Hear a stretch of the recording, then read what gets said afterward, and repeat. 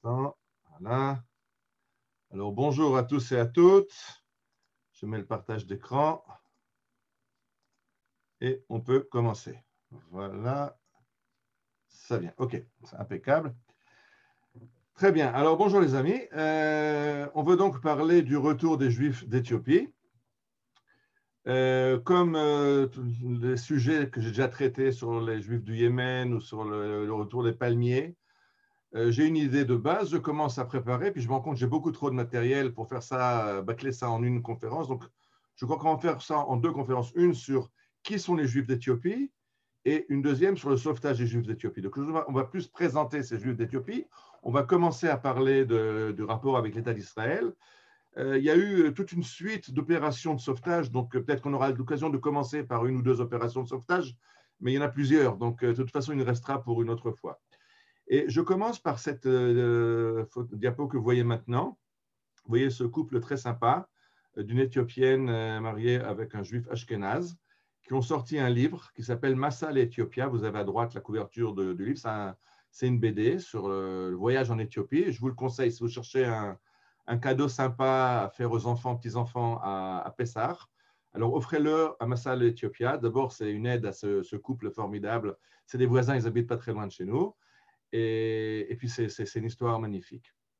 Donc, le passage de l'Éthiopie, vous voyez à gauche le drapeau d'Éthiopie, qui est très sympathique parce que vous voyez le lion de Juda avec la croix et le Magen David. Les Éthiopiens, il y a des Juifs, il y a des chrétiens, mais tous veulent se référer au roi Salomon et à la tribu de Juda. Et on arrive à l'État d'Israël. Et je commence.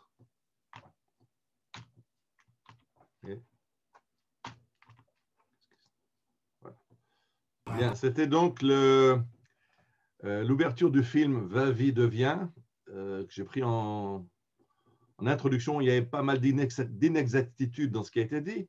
On aura l'occasion de mettre les points sur les i.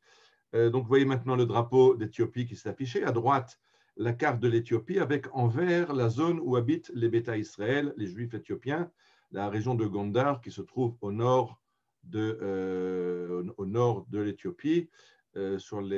Près des frontières avec l'Érythrée et le Soudan. C'est important, on y reviendra après, cette proximité du Soudan et de l'Érythrée. Alors, première chose qu'il faut mettre au point, c'est leur nom. En général, quand je parle avec des Français, on parle des Falachas. Non. Ces gens, entre eux, ces Juifs d'Éthiopie, s'appellent entre eux Béta Israël. Beth Israël, la maison d'Israël. Ça, c'est leur nom interne. Falacha, l'amharique, c'est la langue parlée par eux en Éthiopie. Ça veut dire exilé, errant, sans terre. C'est un titre péjoratif qui leur a été donné par leurs voisins chrétiens. Donc, c'est péjoratif. Ils ne veulent pas appeler Falacha. Juste pour écouter le nom Falacha, ça ressemble beaucoup à Falestini. Oui, Falestini, philistin, veut dire l'envahisseur, l'intrus, le métèque. Alors, appeler les Juifs Falacha, intrus, métèque, c'est comme ça qu'ils étaient peut-être appelés par leurs voisins, mais eux se définissent comme Béta Israël, la maison d'Israël. En Israël, donc, ils demandent à être appelés ou Béta Israël. Aujourd'hui, les Juifs d'Éthiopie ou les Éthiopiens, mais certainement pas les Falachas. Donc, le mot Falacha, c'était la première fois qu'on l'utilisait. Les dernières, on le verra peut-être dans des citations, mais nous, on n'utilisera plus ce mot de Falacha à partir de là. À droite, vous voyez une hutte typique dans un village éthiopien. Eux se réfèrent à des textes bibliques, par exemple le fait que le prophète Isaïe, Hoy Eretz Tzalk Knafaim Asher Me'ever le Nahar et Kush, que déjà des Juifs sont mentionnés. Est-ce que Isaïe parle à des Juifs à Kush? Je ne rentre pas dans les discussions maintenant, mais eux se réfèrent à des textes bibliques. Et je pense que tout le monde a entendu parler de cette Agada, de cette légende, comme quoi les Juifs éthiopiens descendraient d'une union entre la reine de Saba qui est venue rendre visite à Salomon. Effectivement, on a ce texte dans la Bible de la reine de Saba qui vient poser des questions au roi Salomon. Et d'après la légende des batailles éthiopiennes, pas seulement des Juifs, plus des chrétiens d'ailleurs que des Juifs, la reine de Saba serait revenue enceinte du roi Salomon, d'un fils qui s'appelait Ménélik, qui sera le roi d'Éthiopie. Et si vous croyez que c'est une légende, c'est peut-être vrai. Enfin, je ne sais pas si les Juifs éthiopiens sont descendants de ces Juifs-là, mais le fait que la reine de Saba revient enceinte du roi Shlomo, regardez Rachi sur le verset, le verset dans Melachim, dans le livre des rois, c'est devant vous en bas à gauche, le verset dit Nathan le Malkat, pardon, j'ai pas mis, le verset est à droite, en rouge, va Meler Shlomo Nathan le Malkat Shva et Kol Chefza Asher Shala. Le roi Salomon a répondu à toutes les questions que la reine de Saba lui avait demandées. Là-dessus, Rashi nous explique ce qu'il explique. Et dans le Rashi, quelqu'un a ajouté là-bas, dans le commentaire de Rashi, un commentaire du Harizal à Safed au XVIe siècle. Donc, c'est pas Rashi qui a pu l'écrire, c'est de nouveau en rouge, mais en bas à gauche. Ba Elea venolad mimena Nebuchadnezzar. Donc, il y a une tradition juive, une tradition du Hari, qu'elle est repartie effectivement enceinte du roi Salomon. Chez Nathan, là, et Kol Chefza, il lui a donné ce qu'elle a demandé. Elle a demandé un enfant et elle est repartie avec un enfant du roi Salomon. Mais ça, c'est le niveau de la légende. Cette légende qui est aussi rapportée par les chrétiens d'Éthiopie, qui, eux, vont beaucoup plus loin, puisqu'ils disent que Ménélik a donc grandi chez sa mère, la reine de Saba, en Éthiopie. Arrivé à la puberté, il est retourné à Jérusalem chez son père, apprendre les enseignements de son père. Et il a fait faire une copie de l'Arche d'Alliance qu'il a glissée dans le temple. Et l'original, il l'a pris et il l'a emmené en Éthiopie. Et d'après ces chrétiens, l'Arche d'Alliance n'était pas au temple de Jérusalem, mais était dans l'église Marie de Sion, Myriam Mitzion, dans la ville de Aksum, la ville sainte aujourd'hui en Éthiopie, pour les chrétiens d'Éthiopie. Mais ça, c'est le niveau de la légende. Si on veut passer au niveau des faits, peut-être un peu plus des faits, alors on ne sait pas exactement d'où viennent ces Juifs d'Éthiopie. On a plusieurs théories. Certains pensent que c'est des tribus, la tribu de Dan et peut-être de Gad, qui ont été exilés par les rois d'Assyrie et qui se sont retrouvés en Éthiopie. Certains pensent que ce sont des Juifs qui ont été exilés par les Babyloniens à la destruction du premier temple vers l'Égypte, et plus tard, suite à des persécutions en Égypte, ont été obligés de fuir et se sont déplacés vers le sud, vers l'Éthiopie. Certains pensent que ce sont des Juifs qui viennent du Yémen et ont traversé la mer Rouge et se sont installés en Éthiopie. Donc, on a plusieurs théories. Ce n'est pas très net exactement d'où ils viennent. En tout cas, pour la plupart de ces recherches, il s'agit effectivement de tribus juives. Il y a bien sûr aussi une idée que peut-être ce sont les tribus locales qui se sont converties au judaïsme. Mais en général, l'opinion la plus claire, c'est qu'il s'agit effectivement de Juifs qui ont migré et qui se sont retrouvés en Éthiopie.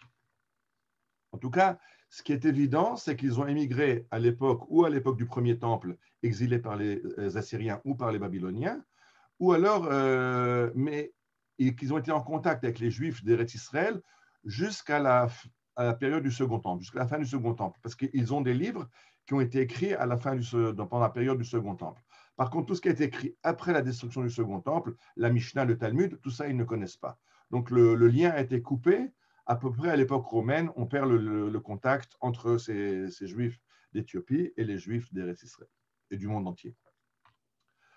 Alors, les villages. Dans un village éthiopien, vous voyez là, juif éthiopien, vous voyez cette maison, ils ont un certain nombre de particularités. Tout d'abord, un village sera toujours construit à côté d'une rivière, à proximité d'une rivière. Parce qu'une des mitzvot les plus importantes pour les Beta Israël, c'est la pureté rituelle. Donc, ils vont au mikvé de façon obsessionnelle, pas seulement comme nous, après les femmes, après la menstruation, mais ceci après un contact entre un homme et une femme, une relation intime entre un homme et une femme, après avoir touché un non-juif, après, dans un tas de situations, impureté, et eux, ils vont donc se plonger dans un fleuve, pas dans un mikvé, ils ne connaissent pas le mikvé, ils connaissent les rivières. Donc, quand ils vont arriver en Israël, ils vont être affolés par le mikvé. C'est quoi un mikvé? C'est pas cachère, ça doit être de l'eau courante. Ils préféreront d'ailleurs aller dans la douche, en disant la douche, c'est de l'eau courante. Mais un mikvé, c'est de l'eau dormante, c'est pas cachère pour être un mikvé. Donc, les villages juifs éthiopiens sont toujours à côté d'une rivière. Il n'y a que des juifs dans le village, puisque pour eux, le contact avec un non-juif amène l'impureté. Donc, ils ne peuvent pas accepter de non-juifs dans le village.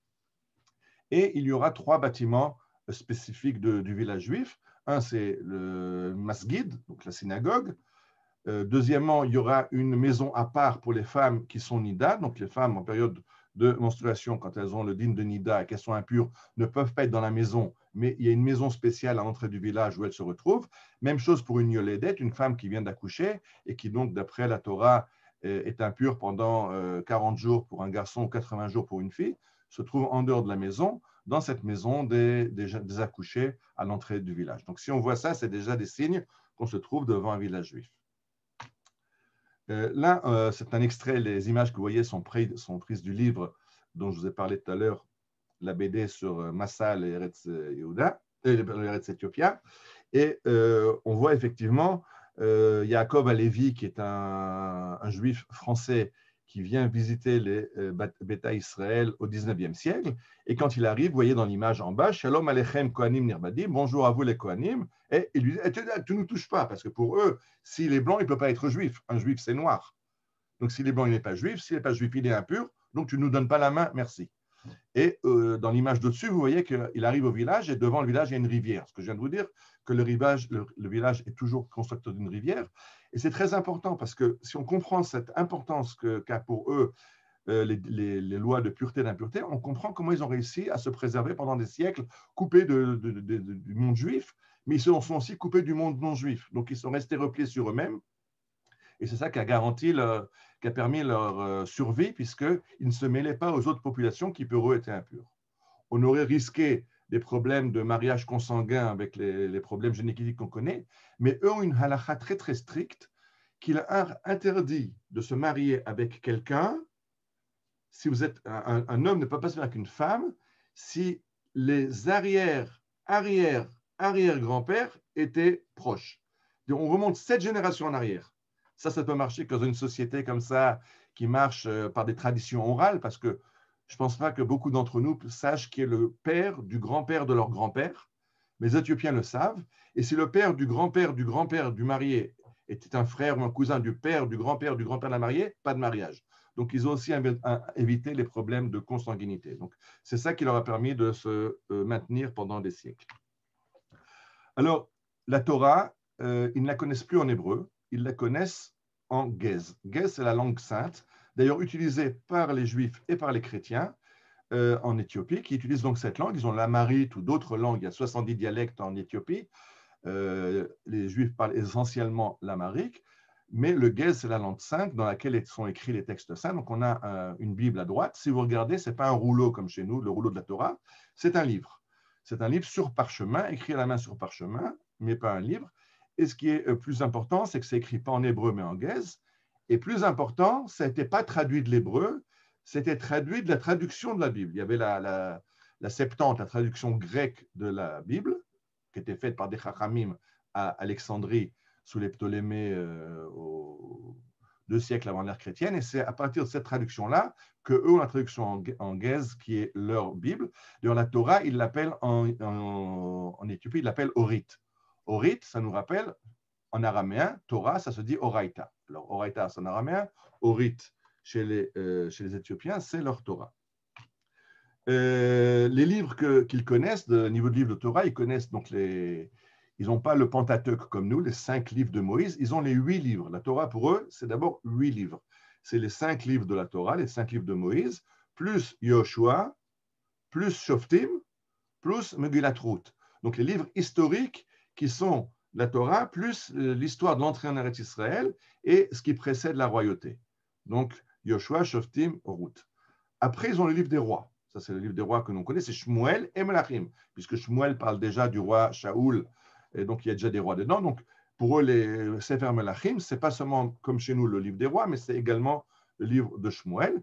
Après, ils ont bien sûr les livres de Shlomo, très important pour eux. J'expliquais, il y a comme cette légende que Shlomo est à l'origine du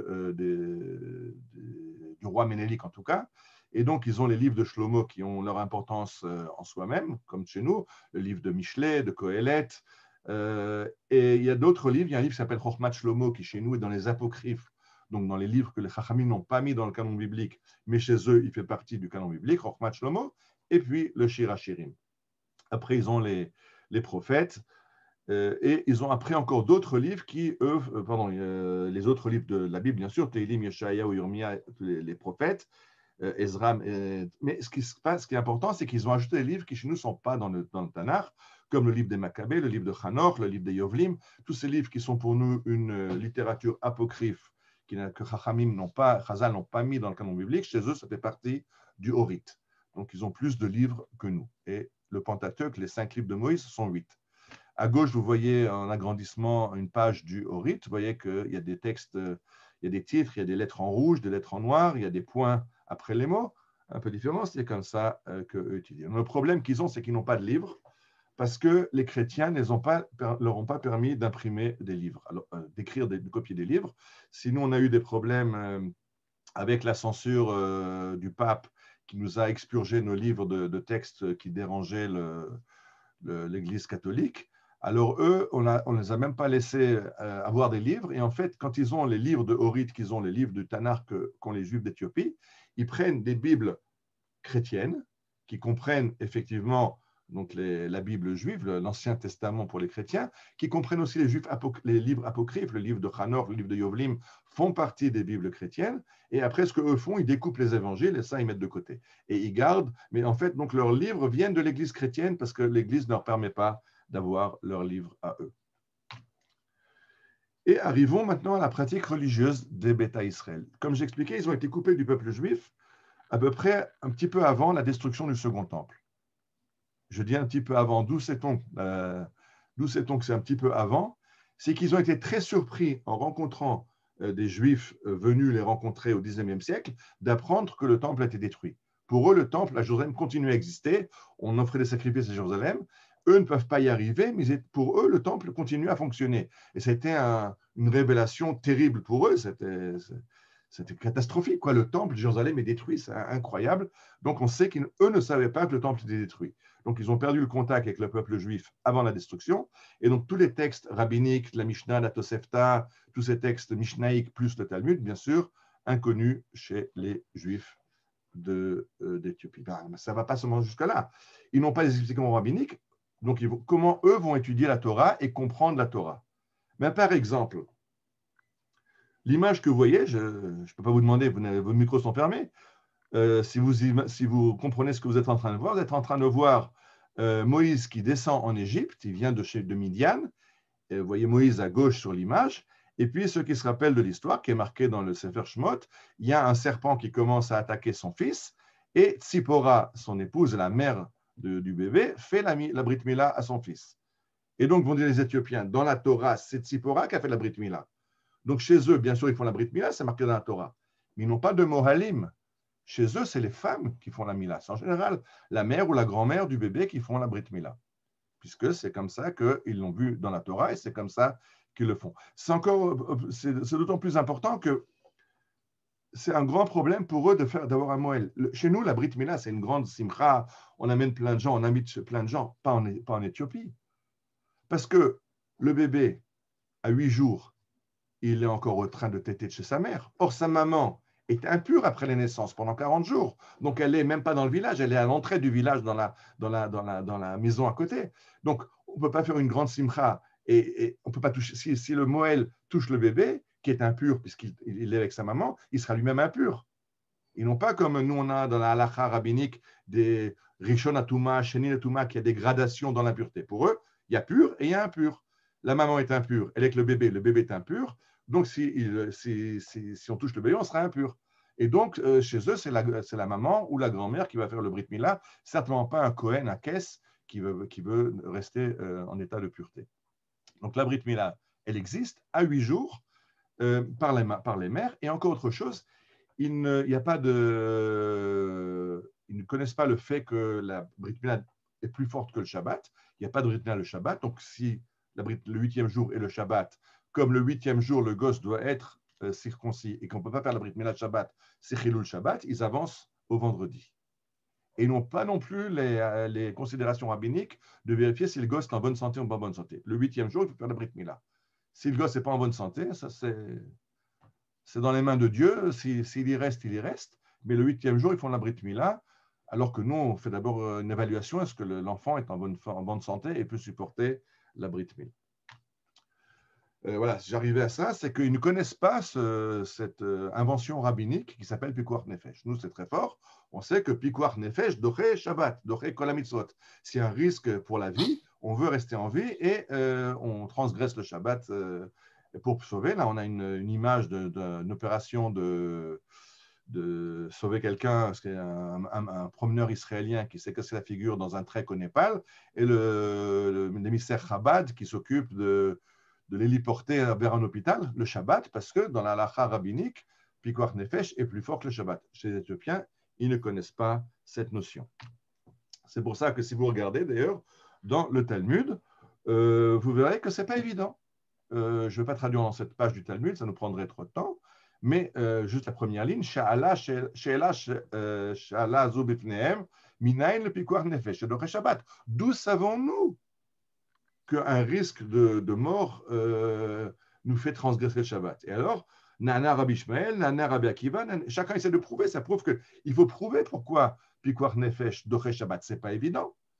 Et les Beta Israël qui n'ont pas cette Gemara n'ont pas cette permission de repousser le Brit Mila à cause d'un danger.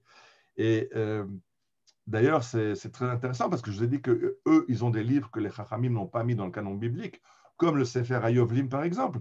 Et le Sefer Hayovlim que je vous ai mis à gauche, il nous dit V'chol ish asher yaseh bo melacha, v'asher yakeh v'yarog kol ish, v'ashochet bema v'of v'tzam, v'oseh milchama b'yom Shabbat, v'ish asher yaseh davar b'kol zeh, b'yom Shabbat v'amet. On n'a pas le droit le Shabbat de tuer. On ne peut pas faire la shrita, bon, ça chez nous non plus, mais on ne peut même pas non plus prendre les armes. Il y a un rabbin éthiopien en Israël actuellement, le Rav Sharon, qui raconte que son grand-père, qui était fabricant d'armes, a été attaqué par des brigands le Shabbat. Il avait tout son magasin d'épées. Il aurait pu prendre une des épées et tuer les brigands. Shabbat, non, Shabbat, on n'a pas le droit de toucher une épée. Et il a été tué par les brigands. C'est dans le Sefer Hayovlim. Et on retrouve ça dans le Sefer HaMakkabim, qu'au début de la révolte des Maccabim à Hanouka, ils ne se battaient pas le Shabbat. Mais quand ils ont compris que les Grecs avaient compris que le Juif ne se bat pas le Shabbat et que toutes les offensives avaient lieu le Shabbat, les Chachamim, le Sanhedrin a dit non, on se bat aussi le Shabbat. Mais ça, c'est une halakha rabbinique. Quand on lit le texte de la Torah qui dit Shabbat, tu ne tues pas, je ne tue pas, je ne fais pas la guerre et advienne que pourra.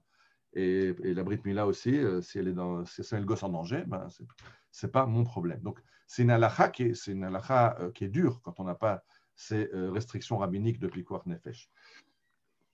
Là, on a une isva qui est rapportée dans la suite des fêtes, dans Parshat Mishpatim, juste après les fêtes.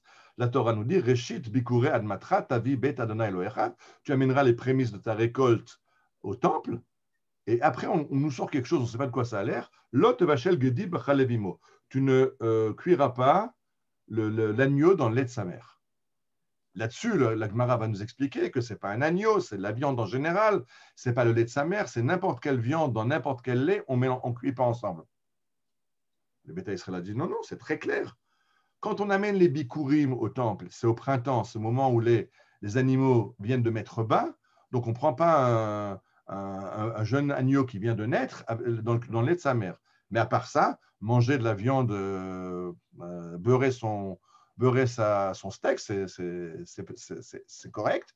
C'est non seulement correct, mais on l'a appris d'Abraham. Regardez Abraham dans la parasha de Vayera, quand les 3 envoyés célestes viennent lui rendre visite. Il est marqué là-bas,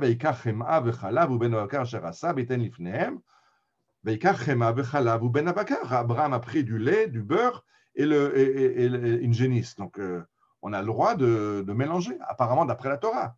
C'est Chachamim qui après ont expliqué que l'autre Vachel Begedi Bachalev Imo, vous connaissez la blague, je ne sais pas si j'ai peut-être des rabbins qui me regardent, je n'ai pas le droit de la raconter. C'est Dieu qui dit à Moïse, parce que c'est marqué 3 fois dans la Torah, l'autre Vachel Begedi Bachalev Imo. Alors on apprend une fois que c'est tous les animaux, on apprend de là toutes les règles. Alors, la première fois, Dieu dit à Moïse, l'autre Vachel Begedi Bachalev Imo, tu ne cuiras pas le chevreau dans le lait de sa mère. Alors Moïse veut dire, ça veut dire que je n'ai pas le droit de cuire une viande dans le lait de sa mère. Alors Dieu lui dit, je t'ai dit, tu ne cuiras pas le chevreau l'agneau dans le lait de sa mère. À Moïse dit, ça veut dire qu'on ne mélange pas les cuillères milchik et flaishik. Il dit, ok, ça va, fais ce que tu veux. Bon, ça c'est le niveau de la blague, mais c'est vrai que Chachamim ont une explication de la Torah, mais quand on lit le texte, on peut comprendre autrement, et les Beta Israël comprennent le texte autrement. Attention, on va se rendre compte que leur halakha est beaucoup plus dur que la halakha rabbinique, parce que les rabbins, en fait, ils nous simplifient la vie grâce à leur halakhot. On arrive à cette image que vous connaissez tous. Alors, je voulais pas, ne sachant pas qui suivra la conférence, ne voulant me fâcher avec personne, vous avez à gauche le tchunt, vous avez à droite la tafina, au milieu, vous avez le djahnoun. Donc, on peut être yéménite, on peut être tunisien, on peut être ashkenaz, on peut être aussi marocain, algérien ou polonais, autre chose. Shabbat, on fait notre bon repas chaud du repas de midi, quelque chose qui a mijoté tout Shabbat sur le feu. Autrement, ce n'est pas Shabbat. Un instant, la Torah dit Lo tevaru esh bechol moshotechem yom Shabbat. Vous n'allumerez pas de feu dans toutes vos maisons le Shabbat. De là, les rabbins nous disent on n'allume pas du feu. Mais si le feu était allumé avant Shabbat, on peut. Donc, on a inventé des plats qui peuvent mijoter tout le Shabbat. Mais les Beta Israël n'ayant pas la lecture rabbinique disent il y a marqué tu n'allumeras pas de feu Shabbat. Donc, avant Shabbat, tout feu qui est encore allumé, ils versent de l'eau et ils l'éteignent. Donc, Shabbat, on mange froid. Donc aujourd'hui, par exemple, les Beta Israël qui sont en Israël, ils deviennent juifs rabbiniques, ils s'habituent à la halakha comme l'ensemble du peuple juif aujourd'hui la pratique, mais les kessim, les personnes plus âgées, continuent à manger froid à Shabbat, parce que pour eux, manger chaud Shabbat, c'est chilul Shabbat. Pour nous, manger froid le Shabbat, c'est un peu lourd. On veut manger un bon repas chaud, de la lumière chez eux, on mange froid et dans le noir, puisqu'on n'a pas le droit d'utiliser du feu Shabbat, même un feu qui a été allumé avant le Shabbat. Arrivons aux lois de la Nida. Excuse, il y a un téléphone qui sonne. Pardon. J'ai parlé du fait que la Nida n'a pas le droit d'être dans sa maison, mais qu'il y a une maison à l'entrée du village. Vous voyez ici une femme donc, qui est assise devant cette maison de la Nida pendant les 7 jours qu'elle doit attendre. Mais de nouveau, c'est une explication littérale du texte. Si vous regardez, la Torah nous dit Velisha benidat tumata lotikrav. On ne s'approche pas d'une femme qui est Nida. Et le Onkelos, le Targum, la traduction d'Onkelos sur la Torah nous dit Uleiteta berachok supta, une femme qui est écartée à cause de son impureté. Donc, dans la tradition littérale, la femme est écartée quand elle est impure. Ils ont gardé ça. Les rabbins nous ont dit non, la femme, il n'y a pas de rapport intime entre un homme et une femme. La femme, elle habite à la maison, on vit ensemble. Chez les juifs éthiopiens, non. La femme qui est Nida, elle se trouve à l'écart de la communauté. On trouve un écho de ça dans la Mishnah. Je vous ai mis un texte de la Mishnah, je vais vous le traduire. Kol aktamim animtsaim bekol makom teorin, chutz menimtsaim bechadarim ubisrivot bet atumot. Si vous voyez du sang par terre dans la maison, il y a une tache de sang sur le tapis. Alors, est-ce que ça veut dire que votre fils s'est pris la tête avec un copain, ils sont tabassés, et puis il y en a un qui saigne du nez? Ou ça veut dire qu'il y a une femme qui a ses règles et qui a perdu du sang dans la maison? Alors, chez les Éthiopiens, c'est très clair, comme il y a un risque qu'une femme, la maison est impure, il faut purifier. La Mishnah nous dit, quand on voit du sang dans la maison, on ne se casse pas la tête, c'est tahor, c'est un gosse qui a saigné du nez, ou c'est du sang qui a coulé de la viande qu'on a ramenée du shochet. Chutz, donc, si c'est dans la maison qui est réservée à des gens impurs, alors on suppose que le sang est impur. C'est-à-dire que la Mishnah connaît cette notion qu'il y a un Beit Touma, il y a une maison pour les impurs. Donc, il y avait peut-être aussi chez les Juifs rabbiniques, à l'époque de la Mishnah, une habitude que des femmes étaient en dehors de la maison. Peut-être. Ça peut rappeler peut-être, on ne sait pas. La bar mitzvah. À 13 ans, un garçon est majeur, une fille à 12 ans, elle est plus précoce, ne connaissent pas, ce n'est pas dans la Torah.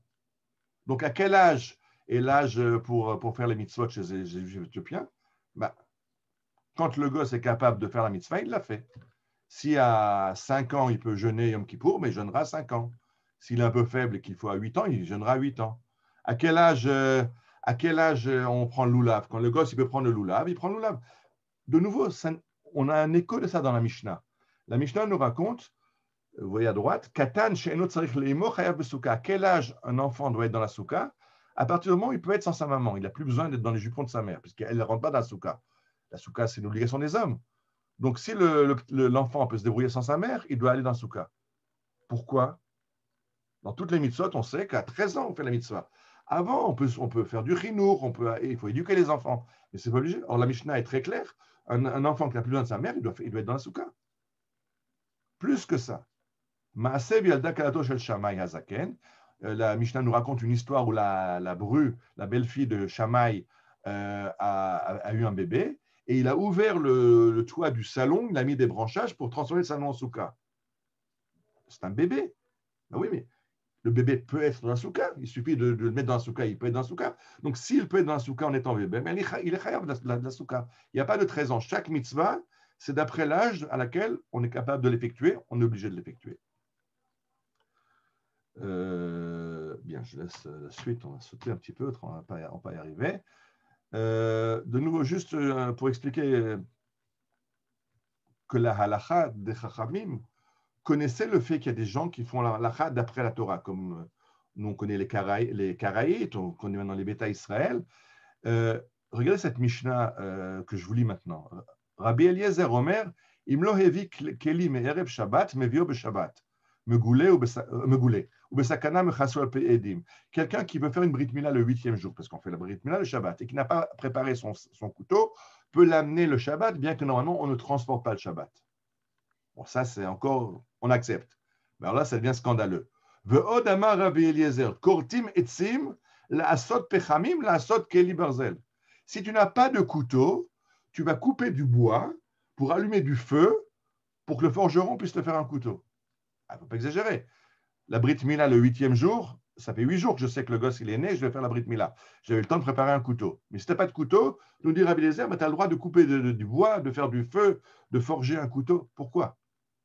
Alors certains vont dire que c'est une réaction à cette halakha qui veut dire que le Shabbat, on ne peut rien faire, il n'y a pas la Mila ne fait pas de Shabbat. Rabbi Eliezer dit, la Mila, elle est plus forte que le Shabbat, et si tu n'as pas de couteau pour la Mila, ben, tu vas couper du bois pour faire un couteau pour la Brit Mila, pour bien t'expliquer que la halakha, elle est comme Chachamim, et pas comme les Beta Israël. Donc, Chachamim, des fois, ils ont amplifié leurs idées pour bien montrer de quoi il s'agit. Ok, donc on a parlé un petit peu de la halakha chez les Éthiopiens. Ils ont de plus une fête que nous, on ne connaît pas, le Sigd. Vous le connaissez en Israël parce que c'est devenu une fête nationale. Aujourd'hui, il y a une loi on a ajouté dans le calendrier des fêtes en Israël la Mimouna des Marocains et le Sigd des Éthiopiens.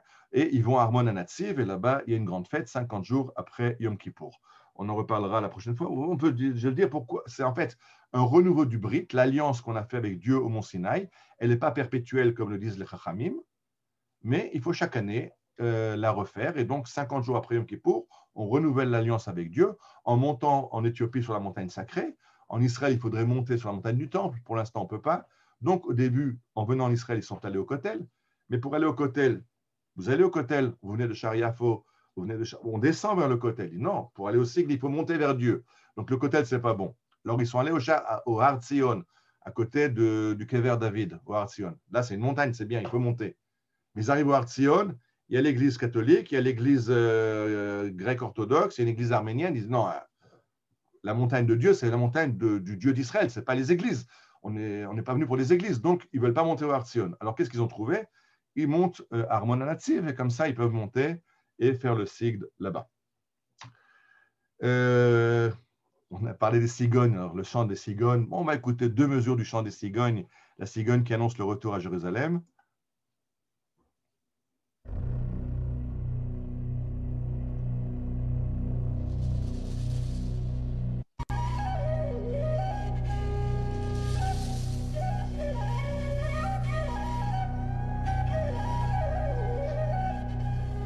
ሽመላ ሽመላ አገራችን ኢየሩሳሌም ደና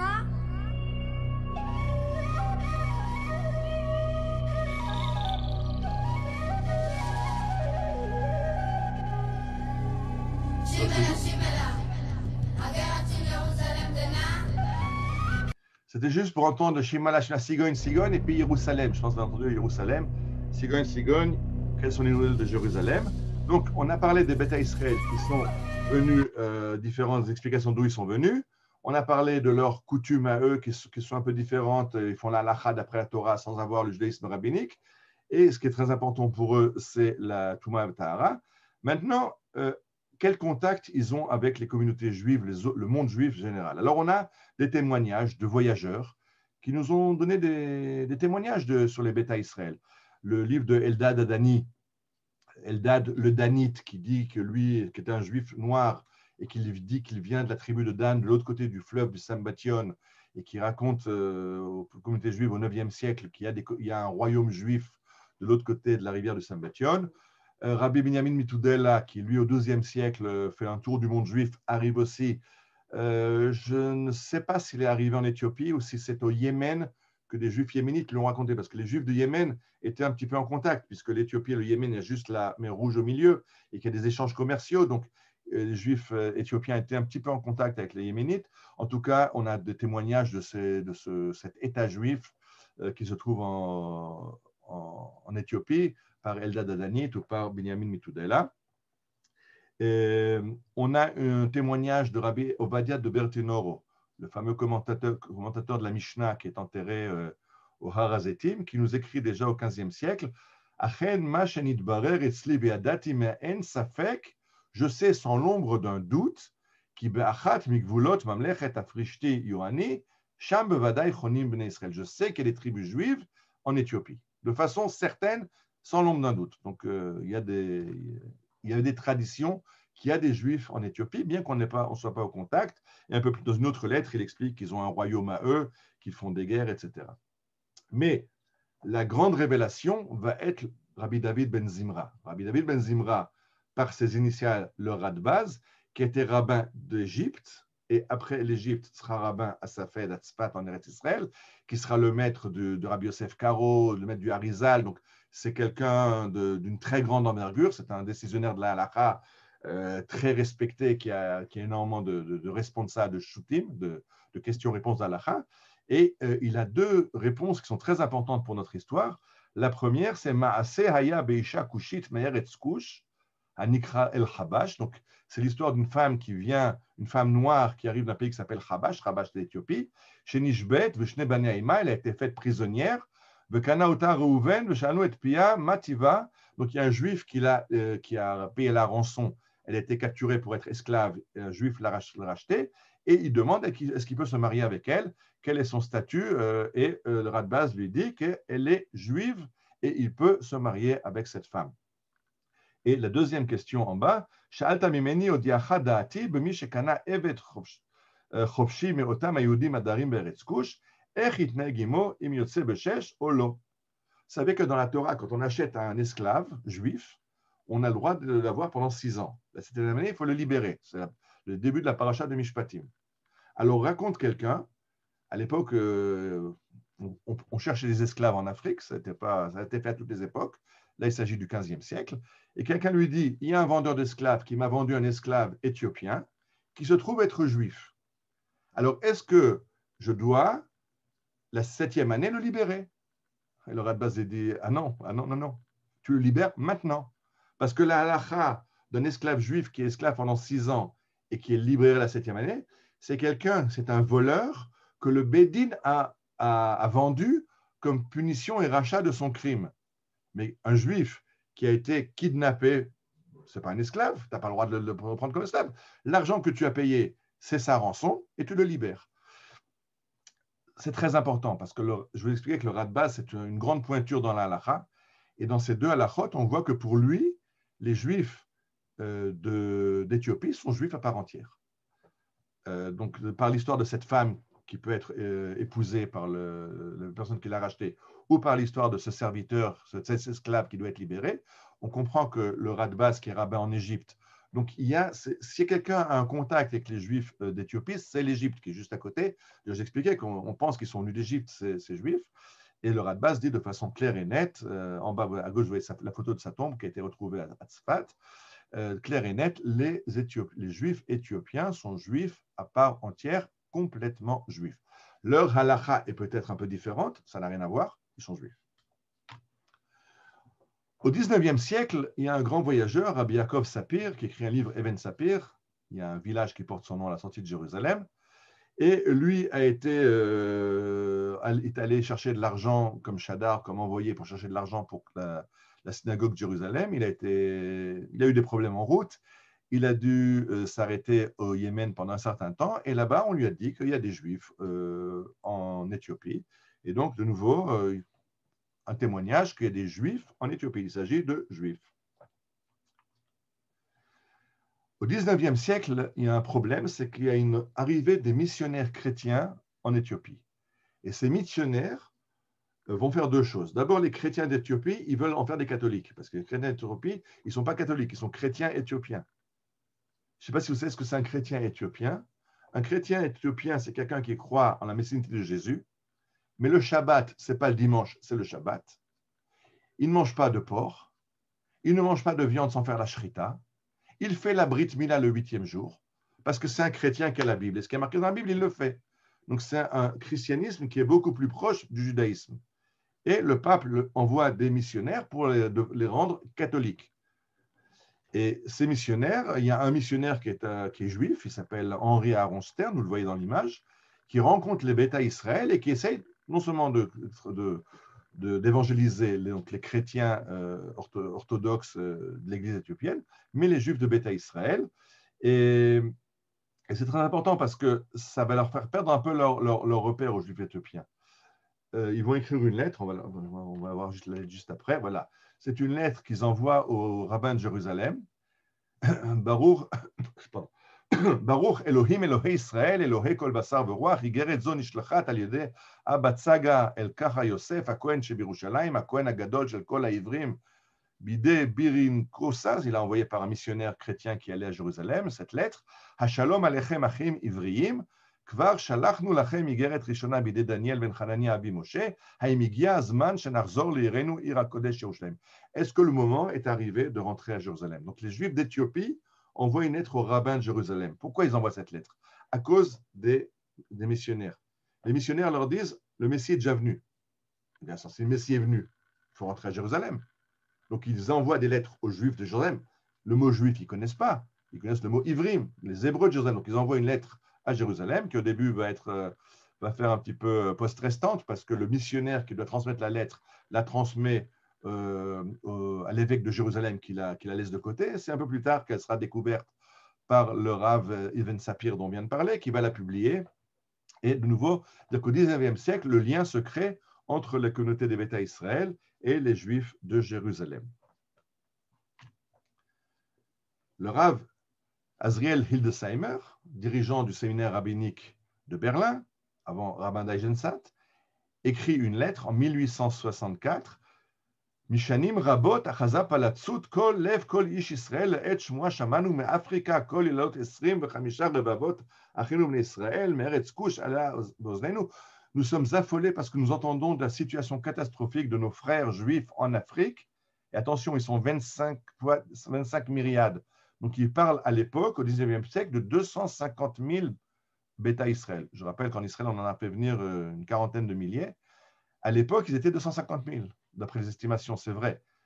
Il y aura des grands problèmes et leur population va être décimée à la fin du XIXe siècle. Mais au milieu du XIXe siècle, en 1864, on parle encore de 250 000 juifs éthiopiens et le Rav Hildesheimer demande de les aider.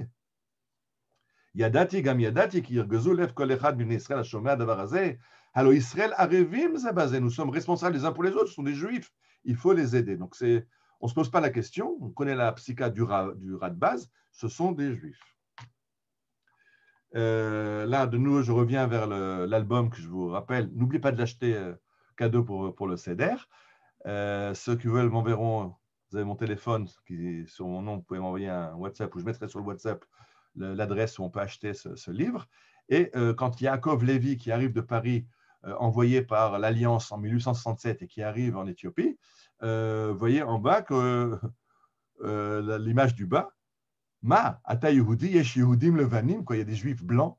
C'était de la même façon que nous, on a un petit peu du mal à avaler le fait qu'il y ait des juifs noirs, eux avaient du mal à avaler le fait qu'il y ait des juifs blancs, et il faut qu'il leur explique pour qu'ils arrivent à reconnaître que Yaakov Lévi, juif ashkénaze, est effectivement aussi juif que eux. D'ailleurs, ils vont lui faire un giur la chumra, ils vont lui le faire jeûner pour qu'il se vide les intestins, ils vont le mettre dans une maison à part, après ils vont l'envoyer dans la rivière au mikvé, et seulement après ils le laisseront rentrer. Donc, si nous, après, en Israël, on va se dire, est-ce qu'ils sont vraiment juifs, est-ce qu'ils peuvent faire une conversion? La preuve qu'ils sont juifs, ils ont fait la même chose à Yaakov Lévi. Il arrive chez eux, viens, on va d'abord te convertir, on va te faire toi un juif, et après tu pourras nous parler et rentrer dans notre village. Et là, comme je vous ai expliqué, la grande catastrophe, c'est qu'il leur dit qu'il vient de Jérusalem. On lui dit quoi? Alors raconte-nous Jérusalem, raconte-nous le temple, raconte-nous le service au temple. Il leur dit, je m'excuse, mais le temple de Jérusalem, il est détruit. Catastrophe, c'est terrible, on n'en savait pas, qu'est-ce qui va se passer, qu'est-ce qui devient? La grande surprise, Jérusalem est détruite, quelque chose qu'eux ignoraient suite à leur coupure totale du monde juif. À la fin du 19e siècle, je ne vais pas vous lire tout ce qui est marqué là, il y a de gros problèmes en Éthiopie, il y a des années très dures, il y a des sauterelles, il y a des maladies, il y a des guerres, et c'est là que les Juifs, la population des Béta Israël va passer de 250 à 300 000, va tomber à 25 000, 30 000, 50 000. En tout cas, elle va énormément baisser à cause de tous les problèmes. Et on verra les Juifs du monde entier se mobiliser pour aider les Béta Israël. Alors, il y a le rabbin de Tzvi Margalot, le rabbin de Florence, en Italie, qui envoie une lettre au Rav Kook en Eretz Israël pour qu'il envoie des profs pour ouvrir une école pour les Juifs éthiopiens en Italie. Et donc, le Rav Kook lui demande bon, quelles sont les demandes de l'emploi, qu'est-ce qu'il faut savoir, qu'est-ce qu'il veut, qu'est-ce que vous voulez. Le Rav Kook ne trouve pas de candidat pour aller être prof des Béta Israël et il envoie une lettre à son homologue, le Rav Rachis Faradi, le Rav Ben Zion Meir Chai Uziel, et regardez ce qui est en rouge. וכאשר לא אמצא מצעירי האשכנזים הנודעים לי בארץ הקודש איש המוכשר למשרה זו, comme je ne connais pas de jeunes ashkenazes qui pourraient aller remplir, personne ne s'est porté volontaire. אבקש מכבוד תורתו אולי יודע או יוכל להיוודע מכזה בין הספרדים. Peut-être qu'il y a des enseignants sefaradim qui seront prêts à aller enseigner la Torah aux Juifs éthiopiens, parce que le Rav Kook est très conscient du fait que ces Juifs éthiopiens ne connaissent pas la Torah chez BLP comme le judaïsme rabbinique, et il dit, bon, ils sont juifs, il faut leur enseigner le judaïsme rabbinique, donc on va essayer de trouver des enseignants, mais lui n'en trouve pas, et demande au Rav Uziel d'en trouver. Après, le Rav Kook écrira une lettre quand il sera déjà grand Raman Israël. Vous voyez, la lettre, elle est en bas à gauche, j'en ai mis quelques extraits à droite. Il parle du fait qu'il y a des Juifs dans le monde entier et qu'il faut aider ces Juifs. אחת מהפינות הנזכרות היא ארץ חבש, במדינה זו הרחוקה ממרכז חיים היהודים, חיים זה יותר מ-2000 שנה רבות יהודים. Donc, en Éthiopie, très éloigné des centres juifs, il y a plusieurs dizaines de milliers de Juifs qui habitent là-bas. Et il s'obstine à rester juif et il faut les aider. Nous sommes responsables d'eux et il écrit cette lettre pour demander de l'aide. De nouveau, c'est la lettre maintenant en agrandi. Juste, je vous lis ce qui est marqué en bas, j'ai souligné en rouge. Hatziluna achim et achenu afalashim mikilayon utmiya. Aidez-nous, chers frères, à sauver nos frères éthiopiens falasha de l'assimilation. C'est l'époque où il y a tous ces missionnaires qui se promènent en Éthiopie, où il y a des décrets anti-juifs et que la situation devient catastrophique pour les juifs qui demandent de l'aide. On a vu qu'ils ont écrit des lettres à Jérusalem et les rabbins se mobilisent, le rabbi de Seimer un demi-siècle avant, et maintenant le Rav Kook qui lui aussi demande de l'aide pour les Juifs éthiopiens. Le Rav Kook demande d'aider Jacques Feitlovitch, qui lui aussi, comme Jacob Alevi, est venu de France. Lui a commencé déjà en 1904 à s'occuper des Juifs éthiopiens, et toute sa vie, il l'a consacré à cette cause. Et le Rav Kook me demande d'aider Jacques Feitlovitch, Jacob Feitlovitch, pour aider ces Juifs éthiopiens. Et Feitlovitch lui-même, dans ses mémoires, raconte qu'il a emmené des Juifs éthiopiens en Europe pour montrer à ses patrons, quand ils demandent des budgets, de quoi il s'agit. Voilà les Juifs éthiopiens avec qui je travaille. Et au passage, il les emmenait à Jérusalem et ils étaient ébahis de découvrir Jérusalem, Jérusalem, à laquelle tous les Juifs éthiopiens rêvent. Cette ville qu'ils ont quittée, ils ne peuvent plus y revenir parce qu'en plus, avec les lois du Shabbat qu'ils ont, ils ne peuvent pas prendre la mer comme nous. Nous, on prend en bateau et si on embarque 3 jours avant Shabbat, on peut rester en mer le Shabbat. Eux ne peuvent pas. Donc, ils sont coincés, ils ne peuvent plus rentrer en Eretz Israël jusqu'à qu'il y ait une solution terrestre pour arriver en Eretz Israël. Donc, ils rêvent à Jérusalem et Jacques Feitlovitch en a emmené quelques-uns visiter Jérusalem. Voilà, ça c'était les préludes d'avant l'État d'Israël. Maintenant, l'État d'Israël. Donc, il est évident maintenant, les Juifs d'Éthiopie qui sont maintenant en contact des Juifs depuis presque un siècle sont évidents. Il y a un État d'Israël. C'est évident maintenant qu'on va rentrer à Jérusalem, que l'État d'Israël va nous aider à rentrer. L'État d'Israël n'aide pas les Juifs à rentrer. Et compte un peu une chercheur pourquoi. הטענה העיקרית בשנות ה-50 שלא להעלות את יהודי אתיופיה זה כי אין הכרעה הלכתית שהם יהודים, ולכן לא ניתן להכיל עליהם את חוק השבות. השאלה העיקרית היא למה, ואת זה יהודי אתיופיה שואלים בעצמם, למה אם אתם אומרים שאנחנו לא יהודים, עדיין אתם נמצאים אצלנו ומקימים בתי ספר לעברית. הם לא מקבלים על זה תשובה, אבל זאת שאלה שהם שואלים.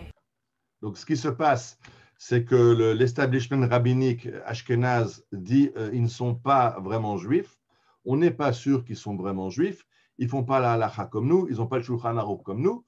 Donc, on ne se casse pas la tête, on ne les amène pas. Mais d'un autre côté, l'État d'Israël garde le contact, leur envoie, leur construit des écoles, leur apprend l'hébreu. On garde le contact sans les faire venir. Ça, c'est une question qui les dérange beaucoup. Eux voudraient venir à Jérusalem. L'État d'Israël leur dit non, continuez à apprendre l'hébreu, l'histoire du peuple juif, mais pour l'instant, vous restez en Éthiopie et on ne veut pas de vous. On ne dit pas ça comme ça, mais c'est ça qu'il s'agit et ils ne montent pas, on ne fait pas monter en Eretz Israël. Les choses vont changer en 1974-75. Ce qui va se passer en 1974-75, il y a des problèmes avec les Noirs aux États-Unis. L'ONU va voter la résolution qui assimile le sionisme, au racisme. Ceux qui se rappellent Herbert Pagani, on va juste écouter la première phrase de son plaidoyer pour Mater. 11 novembre 1975. Hier, j'étais dans le métro et j'entends deux dames dire « T'as vu encore ces juifs avec leurs histoires à l'ONU ? Quels emmerdeurs !» C'est vrai, nous sommes des emmerdeurs. Ça fait des siècles qu'on emmerde le monde. C'est dans notre nature, que voulez-vous ? Voilà, l'un des emmerdeurs, Abraham avec son Dieu unique, etc. Mais ça, il a commencé en disant 11 novembre 1975, tu as vu ces juifs avec leurs problèmes à l'ONU. C'est la résolution sionisme égale racisme. Les juifs américains eux-mêmes sont confrontés à des problèmes raciaux en États-Unis et ils disent aux Israéliens, amenez les juifs d'Éthiopie en Israël et comme ça, on pourra montrer aux Américains que les juifs ne sont pas racistes, que le sionisme, ce n'est pas raciste. La preuve, c'est qu'on prend des Noirs d'Afrique et qu'on les amène en Israël. Donc, pour des raisons de politique intérieure des Juifs américains, les Juifs américains créent une association, le AAEG, American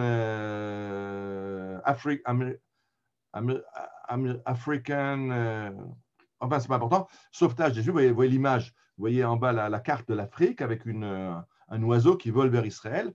Et les Juifs américains demandent au gouvernement israélien de prendre les Juifs, d'amener les Juifs d'Éthiopie en Israël. Maintenant, je vous ai expliqué qu'il y a un problème, on n'est pas sûr qu'ils sont juifs. Mais à cette époque-là, on a un grand rabbin séfarade qui s'appelle le Rav Ovadia Yosef. Et le Rav Yosef est dit très clairement qui a le culot d'aller contre la psycha du Radbaz. Si le Radbaz, un des plus grandes autorités rabbiniques du 15e siècle, du 16e siècle, a dit ces juifs sont des juifs, qui aujourd'hui, dans notre génération de minables fourmis, se bat contre le Radbaz pour dire qu'ils ne sont pas juifs. Donc, le Rav Ovadia Yosef dit ces gens sont juifs, point. Alors, on a d'un côté une décision rabbinique, ils sont juifs, on a une demande des juifs américains amenés en Israël. Alors, Begin va avoir cette phrase béguiniste, Haviuli et Yehudei Ethiopia. Amenez-moi les juifs d'Éthiopie. Ça, c'était Begin. Il avait la phrasologie. Amenez-moi les juifs d'Éthiopie. C'est facile à dire, c'est un peu plus difficile à faire. Parce que, pour l'instant, il y a une révolution en Éthiopie. Et les juifs d'Éthiopie sont, comme tous les Éthiopiens, sont dans une situation catastrophique. On ne peut pas aller en Éthiopie qui est en pleine guerre civile. Il y a là-bas une révolution marxiste, donc c'est un État policier. Pardon, il y a des troupes russes, il y a des troupes cubanaises. Le Mossad ne peut pas opérer là-bas. Donc, ils vont là-bas sur place, essayer de comprendre, ils comprennent qu'ils ne peuvent pas opérer en Éthiopie. Mais ils se rendent compte qu'il y a plus d'1 million d'Éthiopiens qui ont fui l'Éthiopie pour aller au Soudan. Parmi eux, apparemment des Juifs aussi. Ils disent, là est peut-être la solution. On va chercher les Juifs éthiopiens, pas en Éthiopie, mais dans les camps de réfugiés au Soudan. Alors, ça fait déjà 1 heure que je parle, donc je vais arrêter là. Je vais juste faire la promo, comme on dit, la publicité pour la prochaine fois.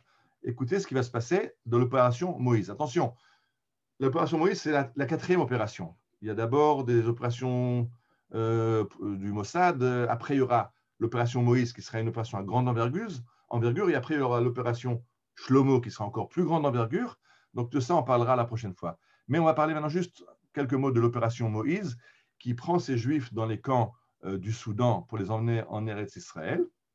Et sur Kalita, j'ai trouvé un enregistrement de Madame Gutelman qui a participé à cette opération. Vous voyez un avion de la compagnie TEA, Trans-European Airlines, qui appartient à son mari, M. Gutelman, qui sont un couple de Juifs belges et qui ont aidé à sauver les Juifs d'Éthiopie. Alors écoutons quelques minutes de son entretien comme préparation à la prochaine conférence. On parlera du Mossad et des opérations secrètes. Ça, je ne vais pas le raconter maintenant, je vais laisser un petit peu de suspense. Juste, mais ça déjà, c'est déjà intéressant, mais le grand suspense, ce sera pour la prochaine conférence. En 1984, mon mari Georges reçoit un coup de fil de quelqu'un d'Israël. On ne sait pas exactement qui c'est et ce qu'il fait dans la vie, mais il veut le rencontrer. Alors, ils se sont rencontrés dans un hôtel à Bruxelles. Et il est rentré et il m'a dit, bon, eh bien, il y a des Juifs en Éthiopie, et d'ailleurs, on ne savait pas, enfin, qu'il y avait des Juifs en Éthiopie, on ne savait pas. Et ils ont marché presque un an vers les camps de réfugiés du Soudan. Et nous, comme on était connus à Khartoum sur le tarmac à l'aéroport, ce n'était pas étonnant de voir un avion TEA à l'aéroport. Comme on était juifs, sionistes, en même temps au bon endroit, on était tout désignés pour faire ce genre d'opération. Alors, qui est venu rencontrer votre mari? Alors, c'était Ephraim Halevi, qui plus tard devient chef du Mossad. Ephraim Halevi a dit à Georges, bon, il y a une dizaine de milliers de Juifs d'Éthiopie qui sont dans très, très mauvaises conditions dans les camps de réfugiés au Soudan. Il faut les évacuer d'urgence. Et Georges a dit tout de suite oui. Mais c'était une opération très secrète, puisqu'il fallait bien entendu pas qu'on sache que ces Juifs allaient venir en Israël. Bien sûr, parce qu'entre l'Éthiopie, le Soudan et Israël, il n'y avait aucune relation diplomatique.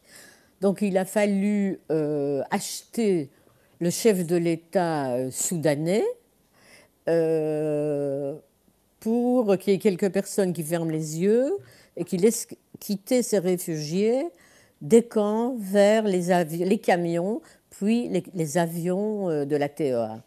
Alors, comment s'est passée l'opération? C'est-à-dire que vous avez dû mettre dans le secret, je suppose, les pilotes, les hôtesses de votre compagnie? On a fait une grande réunion du personnel et on a expliqué qu'on nous avait demandé une mission humanitaire, qu'il y avait des milliers de gens qui devaient être évacués et qu'ils allaient faire un stop à Bruxelles, ce qu'ils ont fait pendant la nuit, et après s'envoler vers Tel Aviv. Et vous avez suivi vous-même cette opération? Vous vous souvenez Bien sûr, la nuit, quand l'avion atterrissait, un de nous, quelquefois, pas chaque fois, parce que c'était tous les jours pendant un mois, mais on allait les voir, on allait voir les avions, on allait voir. Et ce qu'on voyait, c'était des gens, tout le monde était pratiquement sous perfusion.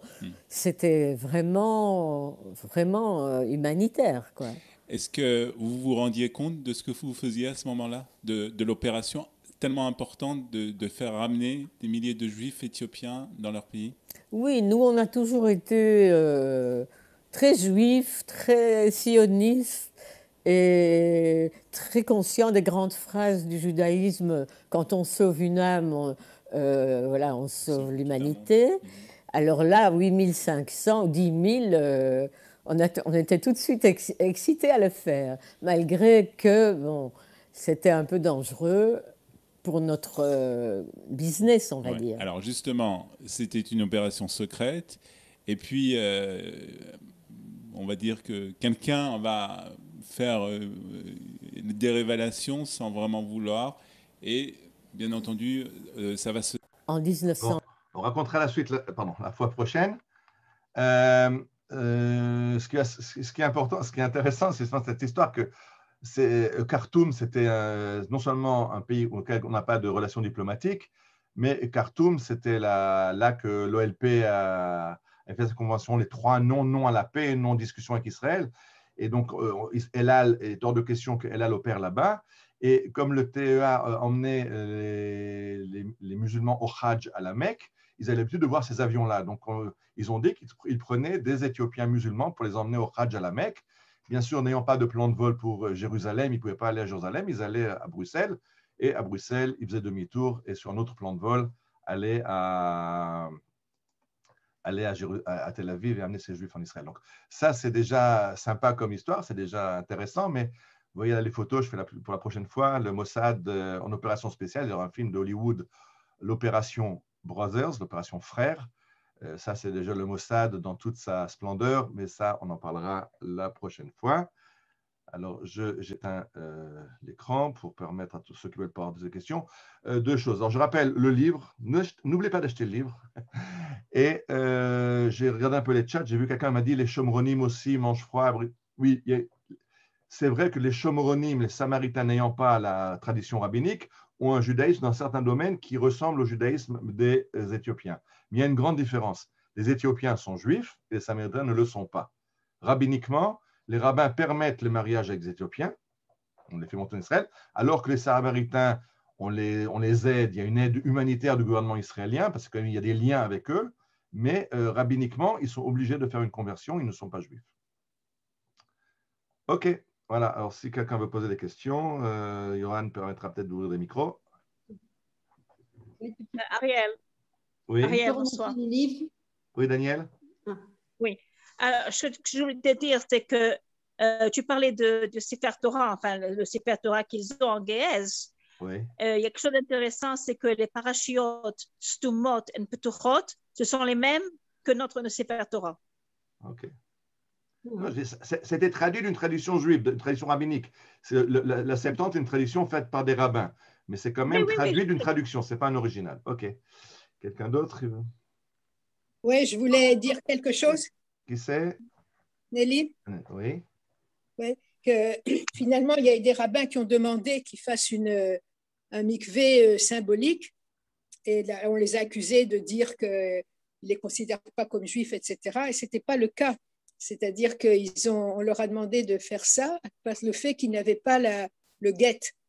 Et que donc, au niveau du judaïsme rabbinique, ils risquaient d'avoir beaucoup de mamzerim et ça ne permettrait pas de se marier après. Juste un instant, ça je parlerai de la prochaine fois quand on parlera de l'arrivée en Israël. Mais imaginez ce qui se passe. Je rappelle que la communauté juive de Jérusalem au XVIe siècle, les communautés séfarades qui a fui l'Espagne. Imaginez ce qui arrive quand les juifs ashkénazes arrivent, les élèves du Gaon de Vilna. Si les juifs de Jérusalem leur avaient dit « Oui, vous êtes ashkénazes, vous ne prononcez pas comme chez nous, alors allez au mikvé avant de venir à la synagogue. » Comment est-ce que les juifs ashkénazes auraient pris ça? Donc, c'est vrai que ça a l'air de pas grand-chose, ce mikvé, mais c'était une gifle pour les Éthiopiens et ça a été très, très mal vécu. Parce que les rabbins ont dit « Ils sont juifs. » Alors, ils sont juifs ou ils ne sont pas juifs?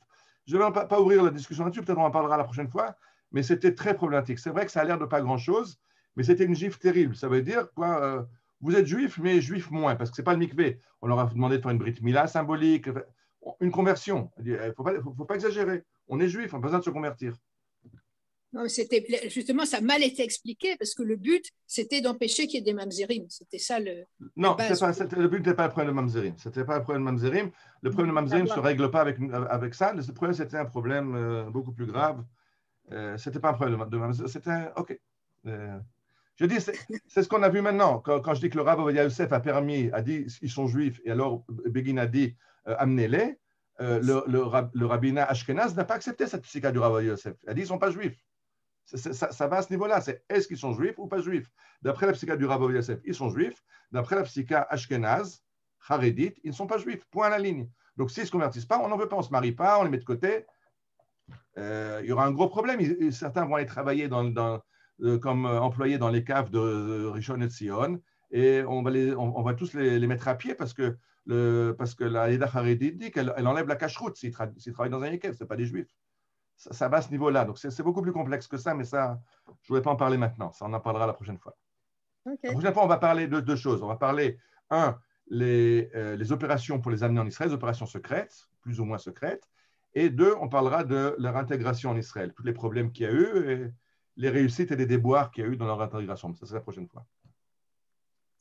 Tu peux nous redonner le titre Et c'est quand la prochaine fois? Ça, c'est Midrashet Yehuda qui me fixe les dates. Soyez en contact avec Après Pessah, il y a les vacances, chers amis. On va devoir patienter pour la suite. D'autres réactions? Non, je voulais juste le titre du livre. Ça s'appelle Massa. Attendez, je vous montre là. Hamassa les. Avec la caméra là, elle ne voit pas. J'y arrive pas. Hamassa les Éthiopia. Beikvot Beta Israël. De Yossi et Ruti Antoun Turetsky. C'était publié chez Idiot Acharonot. Je voudrais poser une question. Oui. Vous avez dit que la Bible qu'ils ont, c'est une traduction de la Bible des Septante, oui. de la Septante. Qu'est-ce qu'ils avaient auparavant?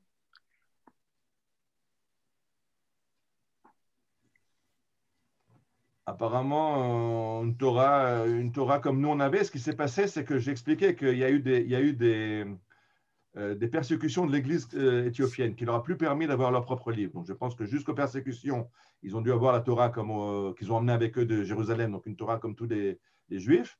Et après ces persécutions qui ne leur ont plus permis d'avoir leur livre, j'ai expliqué que leurs Horit, ce sont des livres publiés par l'Église et auxquels eux enlèvent les évangiles. Donc, c'est l'Église qui ne leur a plus permis. Donc, apparemment, à l'époque des persécutions. Je ne sais pas à quelle époque il y a eu ces persécutions qui leur ont interdit d'avoir leur propre livre. Oui, oui. Très bien. Une petite question. Est-ce que c'est possible? Pardon? Allez-y, M. Villers, allez-y. Merci beaucoup. Alors, la question que je me pose, c'est comme il y a des Juifs qui sont blancs, des Juifs qui sont noirs, je ne sais pas s'il y en a d'autres couleurs, et ça vient d'où en gros? Qui sait? Parce qu'on sait qu'à la sortie d'Égypte, il y a eu ce qu'on appelle le Erev Rav. Est-ce que c'est nous les blancs le Erev Rav ou est-ce que c'est eux peut-être le Erev Rav? Enfin, bon, si on peut avoir quelques indications. Je rappelle ce livre d'Arthur Kostler sur la 13e tribu qui dit que tous les Juifs ashkénazes sont des Khazars, descendants des Khazars. Alors, je ne rentre pas dans cette polémique maintenant, mais il est évident que si on est sémite à l'origine, on ne devait pas être blond, blond aux yeux bleus, et que s'il y a des Juifs blancs, blonds aux yeux bleus, ça vient aussi. Bien sûr, il y a eu des conversions, il y a eu des viols, il y a eu toutes sortes d'avatars en chemin qui ont fait qu'il y a des Juifs de toutes les couleurs. Je pense qu'à l'origine, on devait être sémite, donc on est plus près du type des Juifs du Yémen. Mais disons que les blancs, comme on connaît en monde ashkénaze, ce n'est peut-être pas la couleur d'origine non plus. Donc, pourquoi nous, on est plus juifs que ces gens-là? C'est une grande question. D'ailleurs, c'est vrai. Rappelez-vous ce que je viens de dire. Le judaïsme, les rabbins séfarades reconnaissent les Beta Israël. C'est les rabbins ashkénazes qui font les problèmes. Parce qu'ils ont décidé que blanc, c'est la bonne couleur. La Mishnah Negaim dit que la couleur de la peau des Juifs, c'est ni blanc, ni noir, mais brun. Et c'est la couleur des Éthiopiens. OK. À ce propos-là, je rappelle ce que disait Manitou. Il disait quelqu'un qui traite son prochain de Erev Rav, il faut qu'il se pose la question si c'est peut-être lui, le Erev Rav. Ouais. Tov, dernière réaction? Est-ce que moi, je peux dire quelque chose? Oui, Natania? Moi, je te remercie infiniment. Je suis très, très, très, très émue. Merci beaucoup. Dis en un mot pourquoi. Je sais pourquoi. Dis pourquoi. Eh bien, moi, j'ai des enfants de couleur.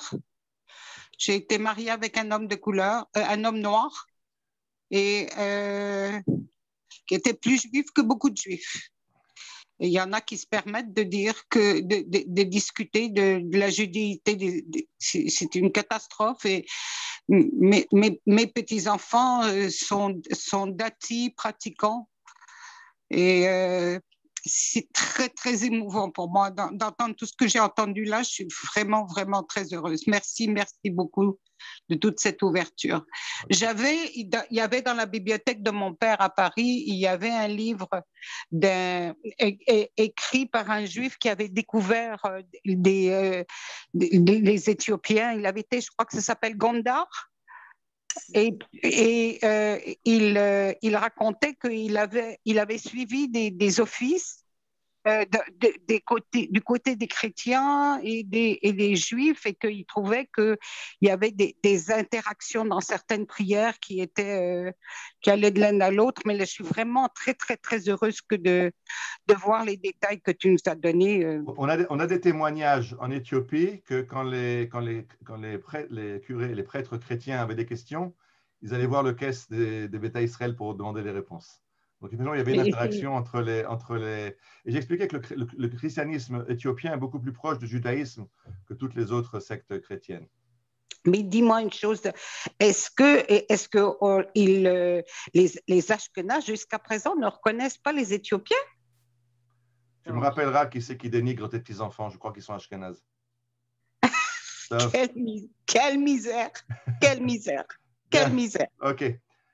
Quelle Johan, misère. On prend l'antenne. Razak ou Barour.